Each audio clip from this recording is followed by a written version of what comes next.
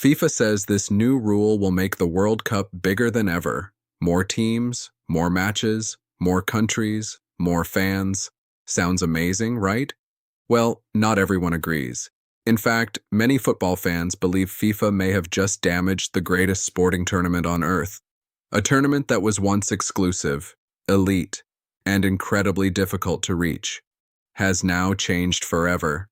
So what exactly is this controversial new rule? Why are fans furious?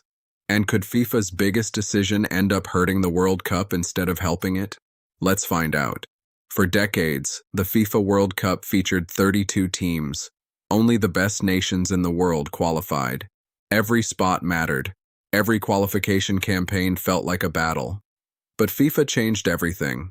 Starting in 2026, the World Cup expanded from 32 teams to 48 teams. That's an increase of 16 additional countries.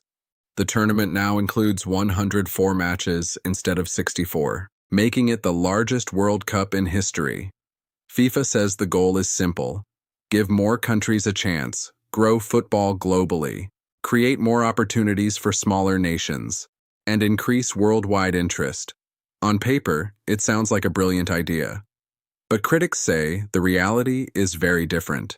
The biggest complaint is simple. The World Cup was supposed to be difficult. That's what made it special. When only 32 teams qualified, every spot had value. Missing the World Cup felt devastating, making it felt like a huge achievement. Now, many fans believe qualification has become easier. Some argue that countries that would never have qualified before are now getting automatic opportunities. Others fear the quality of football will drop, because when you add more teams, you inevitably add weaker teams too.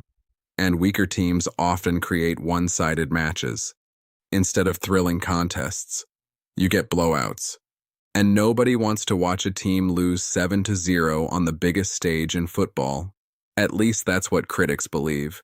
The opening matches of the 2026 World Cup have already fueled this debate. Some matches have been competitive, but others have raised serious questions. When football giants face smaller nations, the gap can be enormous.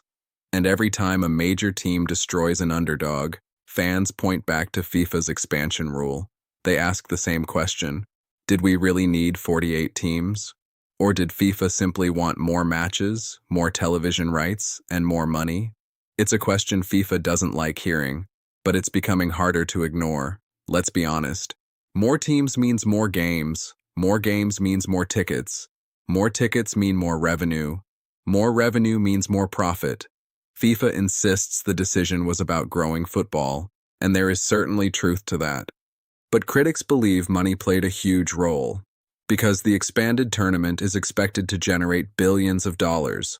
Broadcasters benefit, sponsors benefit, host cities benefit, and FIFA benefits. The question is whether the fans benefit too. That answer remains unclear. So, did FIFA ruin the World Cup? The answer depends on who you ask. Supporters say more countries deserve a chance. They believe football should be global, not exclusive. Critics argue that the World Cup's prestige came from its difficulty, and making qualification easier could weaken the competition.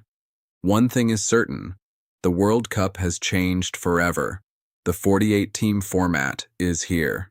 And over the next few years, we'll discover whether FIFA created the future of football, or made one of the biggest mistakes in World Cup history. What do you think? Has FIFA improved the World Cup, or ruined it with this new rule? Let me know in the comments below. And if you enjoyed this video, don't forget to like, subscribe, and turn on notifications for more World Cup 2026 coverage. Thanks for watching, and I'll see you in the next one.